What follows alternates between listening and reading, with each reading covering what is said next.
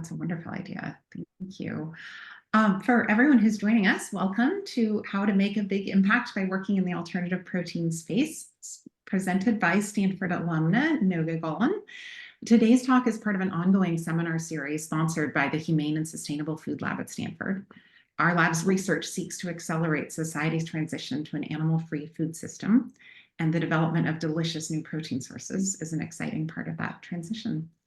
You're welcome to post in the chat or the Q&A if you have questions, and if you didn't hear Noga say just now, we can ask questions in real time, and she'd love to hear where you're from if you want to post in the chat where you're calling in from and what your role is at the moment, if you're a student or if you're already working in industry.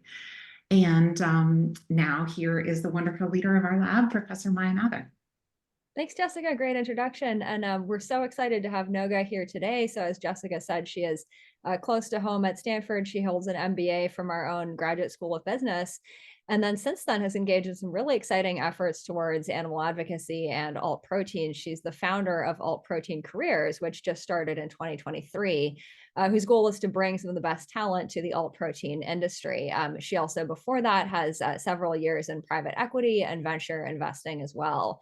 So we're super excited to have here today. We've had a number of questions from students and other folks interested in this space around, what can I do with my future career? And so that is what Noga is here to talk to us about today. So thank you so much for joining us, Noga. The floor is yours. Awesome. Thank you so much. I'm really excited to be here and kind of semi-meet everyone through the Q&A. Yeah, please do put in questions or kind of context. It's really helpful. I can kind of decide where to linger more and talk more versus where to kind of like skip ahead if it seems like there's areas that are more interesting. So please do put in the chat that information, and I'm going to share my screen.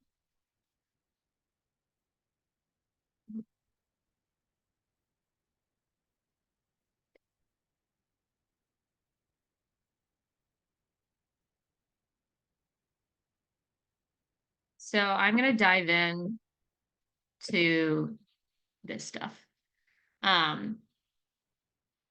Eating plant-based is good. It saves a lot of animals. It's good for the climate. It saves a lot of it avoids a lot of deforestation. It saves a lot of water. It's good for your own health. I mean, if you kind of look at the different diets, vegan or vegetarian is a lot better from an emissions standpoint. Look at how many cute animals you're saving by not eating as much meat as other people or animal products. I think we can all probably agree on that. Like if you're on this webinar at the Stanford Humane and Sustainable Food Lab, you kind of already know this, and we're in good company and thinking like, how can we do more than just eat plant-based? I think a lot of us are really starting to feel that the situation from a climate perspective has gotten quite dire. 2023 wasn't just the hottest year on record, but it was also the first year that passed the 1.5 Celsius degree climate accord limit, and that is really dangerous and really scary. This chart on the left, if you look at it, it shows the increase in temperature or decrease in temperature compared to the average over years. Each big circle is a year, and then each little pizza slice is a month. And so you can see kind of visually how scary it is and how real it is and how quickly it's moving. And then animal suffering. I was going to put some pictures on this slide, but it was just really so horrifying. I don't think I could have concentrated on the rest of this seminar if I would have put them here, so I just left it black. But I think everybody here probably knows factory farming is really bad. And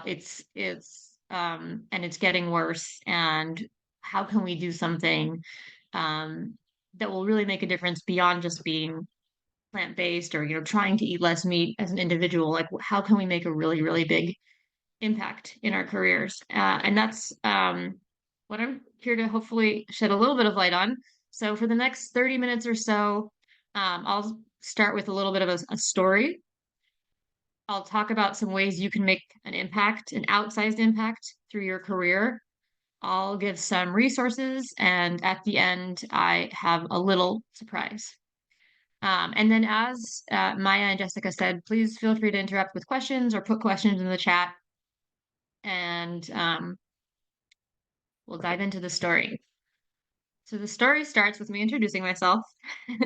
My name is Noga. As Maya introduced, I founded this organization called Alt Protein Careers. I worked in investing before this. I worked in fintech. I was in the military, and I have an MBA from Stanford Graduate School of Business. So this is kind of one version of me, and this is another version of me, the version that feels more like me to me. This is kind of just pictures of me throughout time. As you can see, I love animals. I stopped eating meat when I watched the movie Bambi and realized that Bambi's mom was killed for meat. It was sort of a no-brainer. Like, of course, I'm not going to eat animals as a personal choice. I was very ambitious and worked in a kind of cutthroat industry and private equity, and went to Stanford Business School. And at Stanford, realized I really want to do more than just, be a vegetarian. I want to do a lot more. I want to make a really big impact. And I spent a lot of time thinking and learning about that. It was back then that I actually learned about factory farming and how terrible it's not just, meat, it's dairy and eggs are arguably worse for animals. And then also the climate impact, I hadn't realized the magnitude. And so it kind of just became more obvious. So I spent a lot of time researching and talking to people and thinking about how I could make an outsized impact. So I'm going to share that story with you. So I started an organization right after business school called Project Eat Less Meat, and it was an impact marketing project with the goal of learning from different demographics what might help them eat less meat or less animal products. So we had a couple target demographics. One of them was Hispanics, Latinos, which eat a lot of meat per capita in the US. And then another one was rural Christians, which also happen to eat a lot of meat per capita. So we did a lot of interviews and met with dozens of people and asked questions like, what foods do you want to be eating more of and why? And what foods do you want to be eating less of and why? And really kind of drilling down on the why. And then asking them what makes it harder to eat more of XYZ, or what makes it harder to eat less of XYZ. And we had a whole campaign. It resulted in some undercover investigations and some press, which was really great. And this whole campaign about it ended up being about Meatless Labor Day. But I think what I found interesting in that whole project, one of the bigger like takeaways, surprising takeaways, was that a lot of people wanted to eat less meat or less animal products. I think like most of them, and they didn't have anywhere, they didn't know anything about me. They didn't know that I was a vegetarian or anything like that. They just knew that I was doing some research on food. But almost all of them said that they want to be eating less meat, less dairy, less, maybe not eggs, but a lot of them had awareness, maybe not for the same reasons that we want to eat less, but they still wanted to. And so it was just really interesting because it was like, all right, they're already aligned. Like I can do more marketing to market to them why they should eat less, and it's still useful, but they actually are like a lot of people already want to be reducing their intake of things that they perceive as unhealthy, and they want to be increasing what they perceive as increasing the intake of foods that they perceive as healthy, like vegetables. So what makes it easier to eat less meat or less animal products or more plant-based? And the answer was mostly really, really good substitutes. Substitutes that taste really good, that are price comparable, maybe even cheaper. They're convenient, like they're easy to use, it's not complicated. It's like from like a substitute in your brain standpoint, it's just like one for one. It's not like a new idea. The marketing is good, the taste is good. Really good substitutes. that is what helps people eat less animal products and more plant-based. So I'm sure everyone has different opinions here, and I'm actually curious to hear, but we probably don't have a lot of time. I personally I love Oatly. I think it's so much better than, like, from a flavor, from all the aspects. I think it's just great. I think it's so much better than cow's milk. Actually, I really like the Miyoko's butter. Some of these products I love more, some of them I like less. I think the most of the plant-based cheeses kind of like there's a bit of a way to go. I don't think they're like real cheese is just it's unfortunately it's really, really good, and we're not there yet with the plant-based cheese. Um, so that's kind of my opinion. And so I was thinking, all right, do I start a company that creates a really good product? Um, I spoke to dozens of founders, executives in these types of companies, and in the alternative protein space and in the kind of alternatives space, and tried to understand, like, why aren't our products better? I mean, it takes time, right? We need to develop them, and like money is a real thing. Like we have to like figure out the business model and like the marketing. It takes time. But like, how can we do it faster? Like, how can we get there faster? How can we have everything? Like, how can we have all of the oat milks taste better than all the, like, how can we make it a no-brainer for people when they go to the store? It's like, it's cheaper, it's easier, it tastes better. Like, how can we do that faster? So I heard a lot of reasons, a lot of things from my research. One of the big things was, well, we need the best people on this. We need the best food scientists. We don't have, the best fermentation, like process engineer. We don't have the best, we like I don't think they admitted this, but I don't think we have the best marketing people except for Oatly. Oatly is great. So we're kind of just we have good people and we're there, but we need more. We need more people focused on this. We need this to be a lot more mainstream. So that led to me starting this organization, Alt Protein Careers. This is first and foremost a job board. You can go to it, altproteincareers.com. It's free. It's just an aggregator. Well, it's more than an aggregator, but it has all of the jobs in the alternative protein industry or adjacent industries in the US and Canada. Has a bunch of career resources. And the idea is to help people find jobs, make it easier for people to find jobs in the space. And we also have a recruiting arm and a consulting arm, and we have executive coaching and career consulting as well. So let's talk a little bit more. The story is over. It's time to talk about you guys. I maybe will pause, and if there's any questions, I don't see any questions.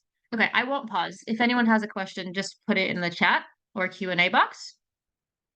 Um, we're going to talk about a few ways that you can make an outsized impact and do something that really matters, because I think that's why you're here. You're here because you want to make an impact beyond just your individual contribution. And I think that's very admirable. And I'm really grateful for everyone here.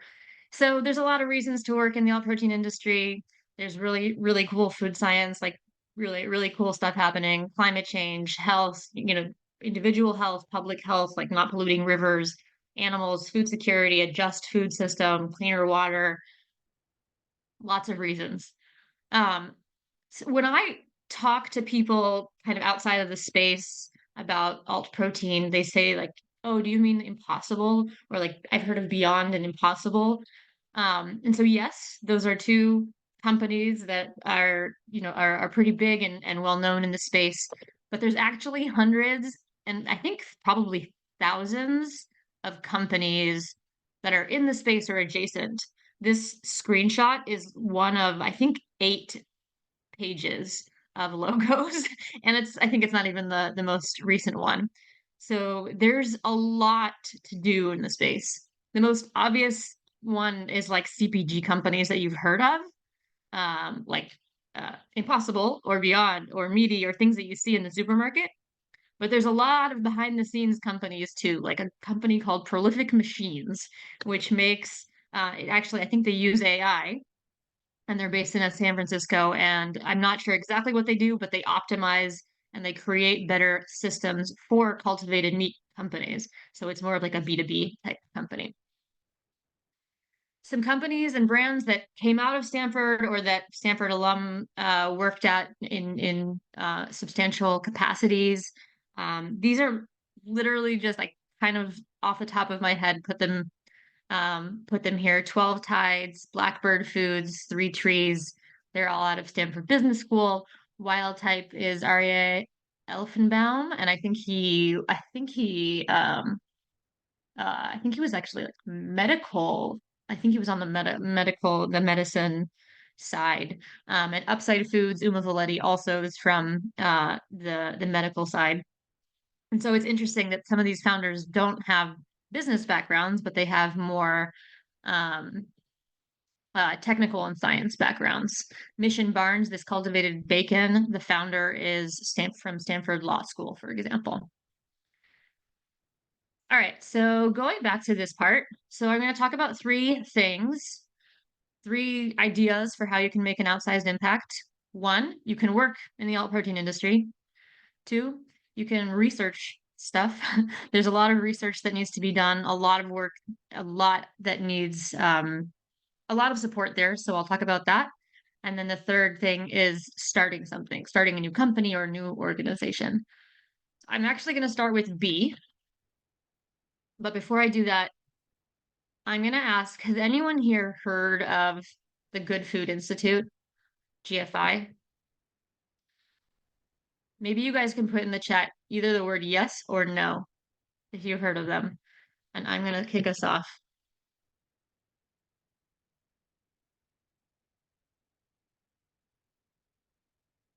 I think our participants might be asleep.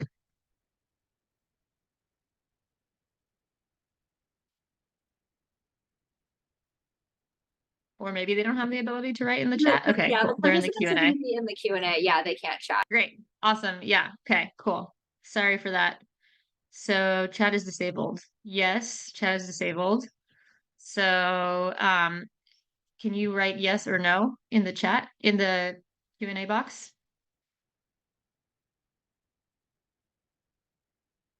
Yes, yes, yes. Okay, awesome. Cool. So you guys have heard of GFI. Great. I won't go too much into them then, but this is a tremendous resource. And I think we're really lucky in this industry that there is this huge international organization that has a ton of funding that all they want to do is help the alt protein industry. There's very few industries where there's just like this big organization with a lot of funding that like they just want to help you for free, like whatever it is you need. So I think my recommendation is to take advantage of that. There's a page on their website, which I will actually open here. And it's called Database of Solutions, and it's essentially a database of areas that need more research. And most of it is science-y, but look how many pages there are. There's just a lot. So I'm not going to actually go through each one. I don't have a technical background, so it's difficult for me to talk about it with like to talk about it wisely. But there are a lot of different areas and they're tagged in ways that you can search them. And so kind of knowing based on your skill set or your experience or your expertise, you can search and filter for different types of research that might be relevant for your background. Here's an example. This is just one of them. I think there's like dozens, if not hundreds, but one of them is incorporating omega-3s into cultivated seafood. And so this is super interesting. There's some for some reason there's a challenge with incorporating them and it's needed. I've actually seen this personally. My brother works at a plant-based seafood company, and that's one of their struggles is figuring out the omega-3 and how to incorporate it. And so I'm not sure if it's the same issue. But these are things that companies are really needing help with. And so these are real things that you could work on that could help the industry move forward. And then the next one is entrepreneurship opportunities. So they have literally a website for startup ideas, like business ideas. And they've done some of the research into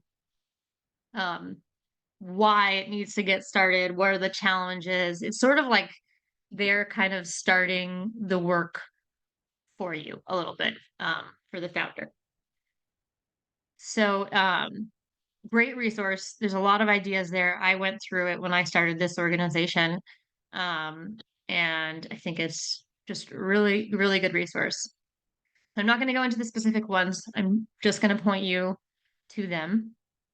And then I'm going to talk now about working in alt protein. So I'll show you a bit. Let me move these things so you can see. I'll show you a bit of what we're seeing in terms of where the jobs are. They're all over the country, also in Canada. Most of them are in the California, San Francisco Bay Area. So that's good news for us here. There's a lot in Boulder, Denver, the Boston area, just kind of being close to pharma and biotech. There's a lot going on there.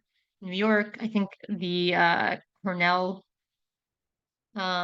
Cornell School feeds a lot of people into this industry. And then North Carolina isn't in here, but I would say North Carolina is one of the emerging markets as well. And then in terms of different types of roles, this is sliced very roughly just from kind of a data dump from our job board. So this isn't, accurate, but does give us a good picture of like where the different roles are. There are a lot of different types of roles needed. It's not just food scientists. There's a lot of chemists. There's, logistics, bioprocess engineers, supply chain, operations, regulatory, legal, marketing, finance. So there's something for probably almost everyone. I'm going to talk about a couple of roles for two reasons. One, because, and I see your question, Anna, about machine learning. Remind me to answer it if I don't get to it afterwards. So I'm going to show you guys a couple of roles for a few reasons. One, these are actually live roles. I don't know if anyone here is job seeking already. If you are, awesome. You might want to apply. You can email me afterwards and I can help you apply or direct you to the right person. And the other reason is maybe you're not applying now or it's not on your radar right now, but just to kind of get an idea of what are the things that you could do in the future. Maybe it's not the first job out of college, or maybe it's not your next job, but kind of the scope of different things you could do that have an impact, and then maybe understand what skills you would need. So if you are kind of in that second category that I just mentioned, I actually recommend going to the job board, looking at jobs and just kind of seeing what looks interesting, and then what are their requirements. If it's 2 years of operations experience and you don't have that, maybe that's something that you're thinking about. Maybe that's what you need to get in order to get that dream job, quote unquote. So this first role is a really cool role. It's a director of philanthropy. It's remote, but based in the US for a really big international organization that has a ton of impact. And so I just think this is like the coolest role ever, because you would be working with a really well-known, strong team, and you would be fundraising for this like amazing cause to sort of increase the plant-based diets internationally. That's one. Head of marketing or head of growth at Three Trees. So Three Trees is a plant-based milk company founded 12 years ago by Jenny Yu. She also went to Stanford. I think they're probably my favorite plant-based milk. I love the sesame milk. They're this small team, super scrappy. It's like total startup vibes, but they're an established brand and they're like in every store. So it's pretty cool. Like I think that's like a really unique opportunity. People can you can kind of get the startup vibes, but you already know it's an established company. They're based in San Francisco. And this is like a very entrepreneurial opportunity. Like there's no marketing team, there's nothing. So it's kind of like you get to shape the whole thing and create the strategy. This one I saw and I thought it was really cool. ConAgra Brands is a $13 billion public food conglomerate, and they own a couple of plant-based brands. The one that's most notable is Gardein, and they just posted a role for a food scientist. This is in Nebraska. But wait, I'll just go back to this one. The impact here, and the reason I put it here is that this company has a ton of resources and a ton of money. And so in this role in this company, you have an outsized opportunity to make an impact, because if you create a really, really, really good product, or you do really, really good at marketing, like you market it really, really well, there's a lot more opportunity to for this product to succeed, because the company has so many resources, financial, people, connections, and distribution channels. Like they can easily just like go into Kroger just like that if you like create a new product or something like that. So I think there's an outsized potential to work at a big food organization, which I think is something that we kind of tend to forget about a little bit. Here's another big food company, Kellanova. So this is a partner for human rights and deforestation role. This one's Chicago. Oh, looks like it was the same one twice. And then this is a fermentation process. I can't see it because my thing is in the process engineer at Nature's Find. Nature's Find is a really cool company. They're based in Chicago. They're venture backed. They have, I think, substantial funding, and they do mycelium, mushroom, fungi-based protein products. You've probably seen them in stores. And then this is the Stanford one that I think I saw a few days ago. It's not exactly related to alt protein, but it's about sustainability. And so if you were in this role, you do have the opportunity to impact what is served on Stanford's campus and maybe what sustainability even means. I recently went to a conference, a sustainable food conference in San Francisco, and alternative protein wasn't mentioned at all. The only thing that was mentioned was regenerative agriculture, and I forgot what else, but it was not related to reducing animal products. And so I thought it was really important to have alt protein careers there as a voice, because we need to speak up for that very, very important part of the sector. And so that's something that you could do in this role. Let me see if there's anything in the Q&A. Okay, I'll come back to that. So other ideas. Alt protein market right now is a little bit slow. The industry, there's been some volatility. There's like VC contraction. I mean, I think there's just volatility in general in the economy right now. I don't think it's anything to really be worried about in the long run, but it might be harder to find a job in the short run. What else you could do is get experience that's relevant for the alt protein industry, so that you are better positioned later to get a really cool job. So probably the best way to do that is to go work at a very big food company. They have a ton of resources. They will train you. You can do sort of like the rotation programs or things like that, and learn kind of what the other side is doing. And then you could also just stay there and influence them. That's a huge opportunity, as I mentioned before, with Kellanova and Conagra. This is a case study about a friend of the firm. Her name is Sasha. She went to Cornell. She worked at Chobani as an intern, and she went back to Cornell as a researcher. And then she worked at Cargill for, I think, like 3 years. And Cargill is a big food company. They do a lot of meat. She wasn't in their alt protein side. She quit in May of 2023 because she just really wanted to do something that aligned with her values. She met us, we were in touch with her, and she kind of did a little bit of volunteering with us. And then she started at Three Trees, which is that plant-based milk company, and she's been there for several months now on their R&D team. This is another career path. This is Caroline, who went to Yale, worked at Pitney Bowes, worked in fintech. Juniper Square is a fintech company, and got different experiences there, and just started volunteering with us. And now she's working with us part-time, not as a volunteer. and she's leading basically all of our marketing strategy at Alt Protein Careers. And it kind of just happened because she's like, I just want to help you. What can I do? And we just started working together, and now she's getting paid, and she's now working on marketing for us and for this fintech company. Other things are internships. There's a little tag. I don't know if you can see my mouse, like the arrow, but there's a little tag that says internships underneath each one. If you click it on the website, you'll see all of the internships. And I think I recommend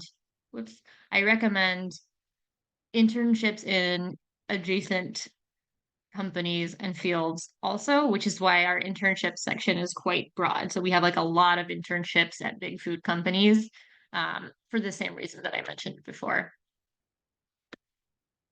Another idea is work with us. We need a lot of help. So if any of this sounded interesting to you, if any of the things that we do sound interesting and you want to just like get your foot in the door, reach out to me and we can see if there's anything. And then actually, I think I did skip a slide. Maybe it was the Killanova slide. Okay. We're also hiring for a senior recruiter. So if you have sales or recruiting experience, then reach out to us. I'm gonna pause here. I have to answer the data science question, but before I answer the data science question, are there any other questions, thoughts, reflections?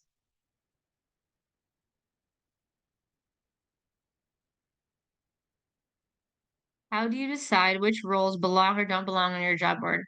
Tyler, literally, like, this is the bane of my existence. So it is, this is a huge question for me. So I think initially it was like only alt protein, only companies that are in alt protein or supporting alt protein.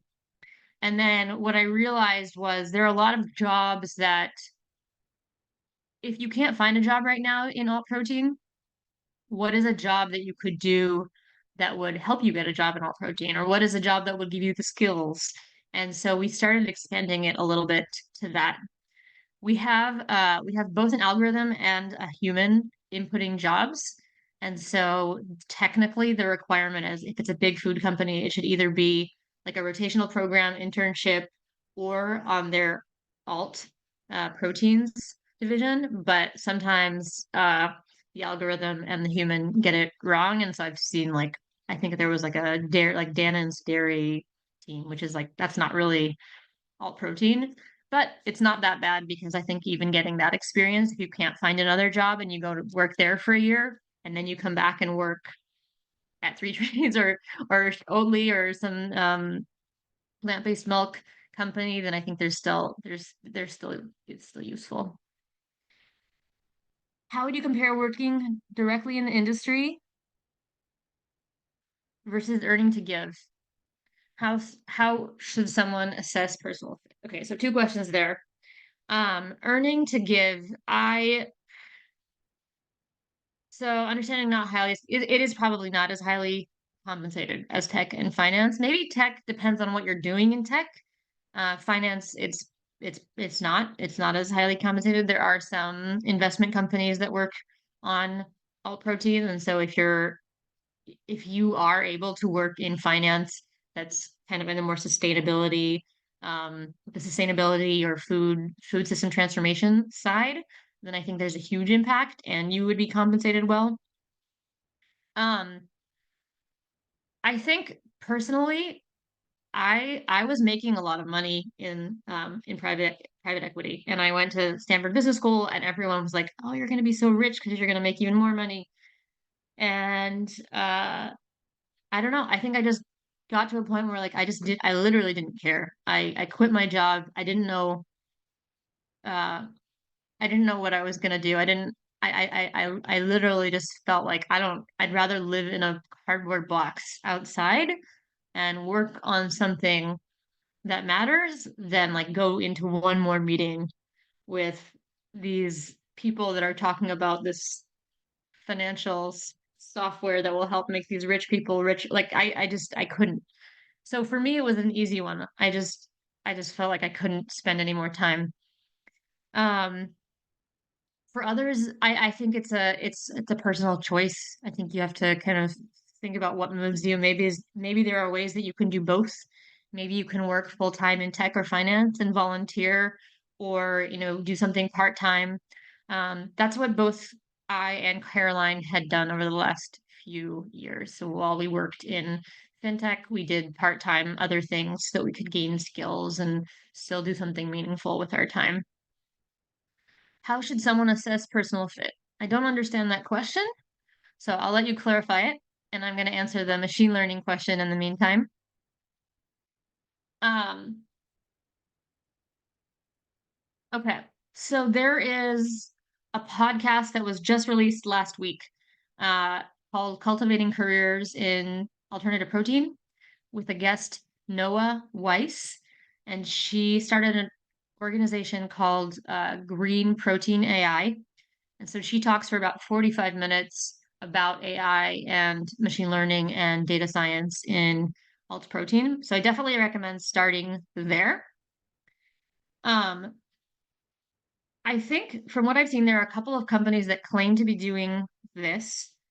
One of them is Climax Foods, another one is Notco, Shiru is another one. I think maybe Remilk is the other one, that are using AI to identify which molecules to put into cheese and dairy products. I don't know enough about it from the technical standpoint. I think if you could use AI or machine learning to make the whatever, like the processes of food science more efficient and faster and better, I mean, I can see a huge opportunity there, but I don't understand enough on the technical side. That would be my personal curiosity. And then I would recommend, Anna, either reach out to Noah Weiss directly or reach out to me and I can connect you with her. She's a friend and she is very involved in this space.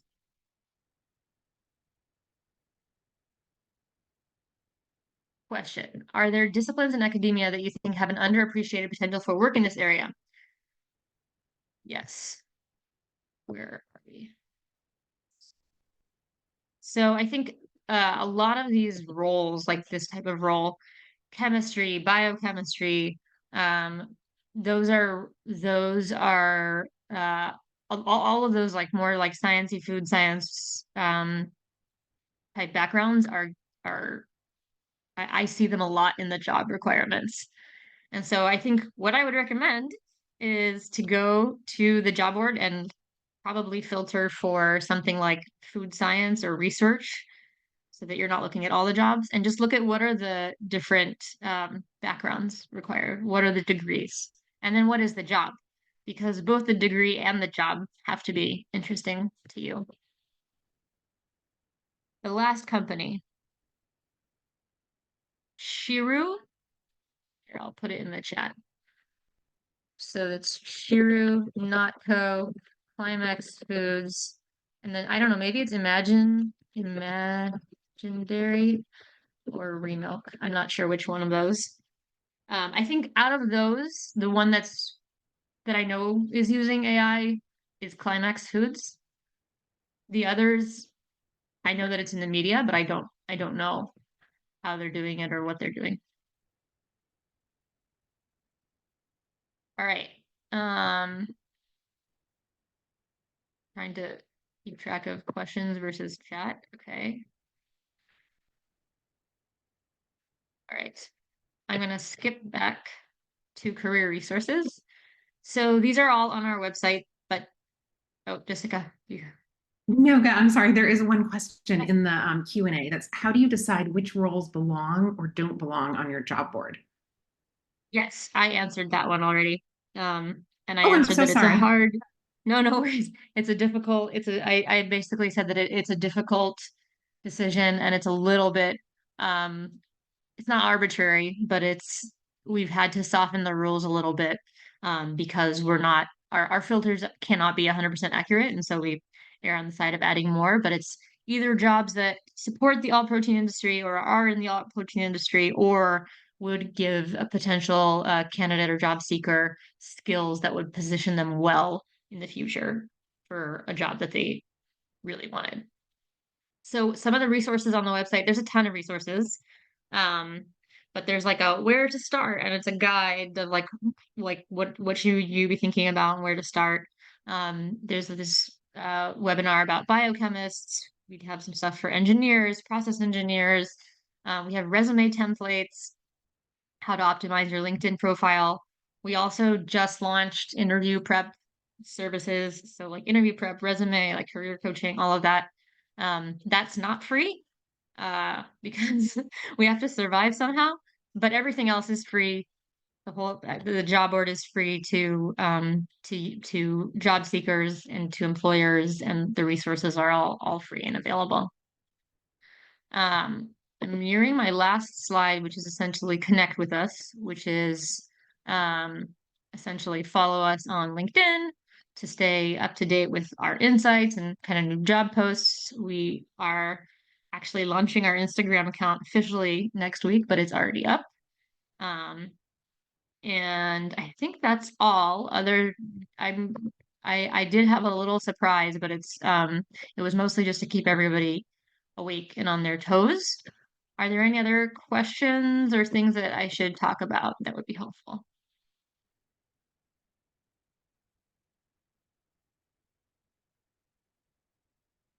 All right, I'll bring the surprise.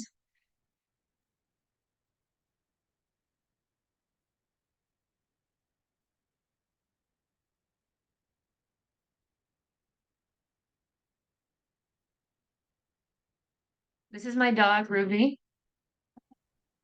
He is a big fan of animal welfare, and he just wants to wish you all, Ruby, don't. He just wants to wish you all a happy Thursday, and he wants to thank you for coming and bearing with us.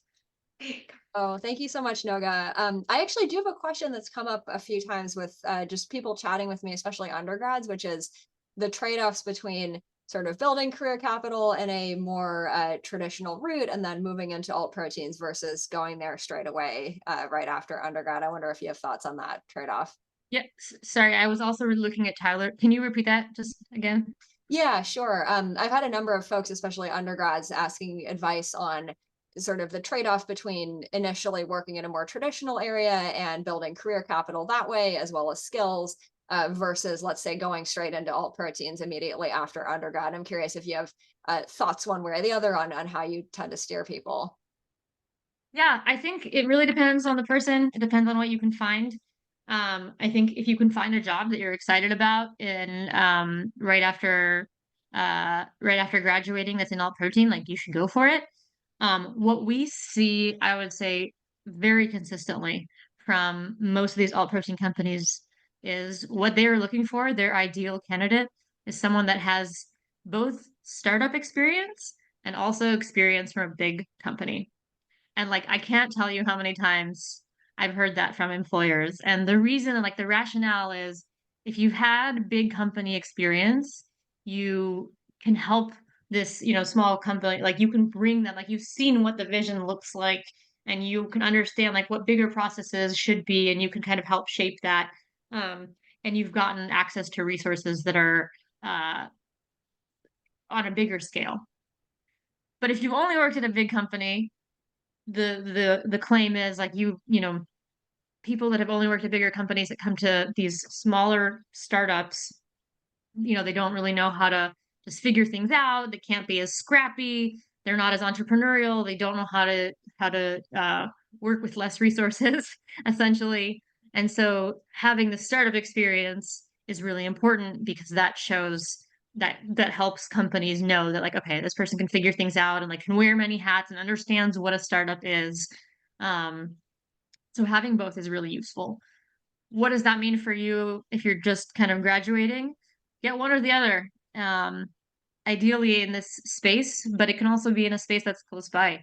Like if you if you get an entry level position at Chobani for a year, I mean, yeah, Chobani is not alt protein, but A, maybe you can influence them.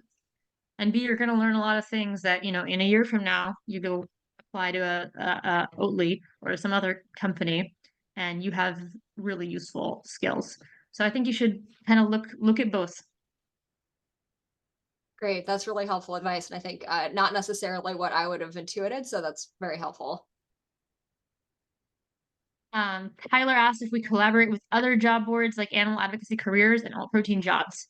So Animal Advocacy Careers, yes, both of them are really great resources.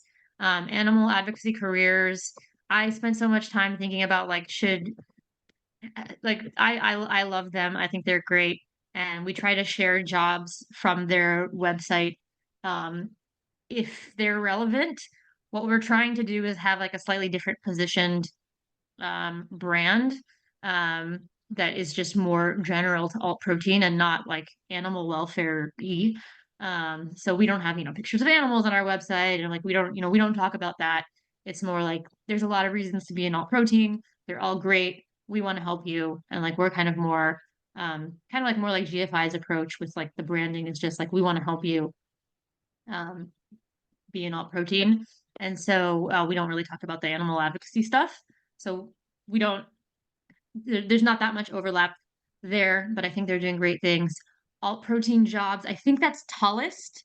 They're based in Germany and they're international. I was in touch with their founder for a bit, and we were kind of talking about ways to collaborate. I think they're building um, an AI tool for matchmaking. They are probably the best job board for international search. I think ours is probably more comprehensive for the US and Canada, but you might as well just check out both. And yeah, that's it. What other questions? Answer live.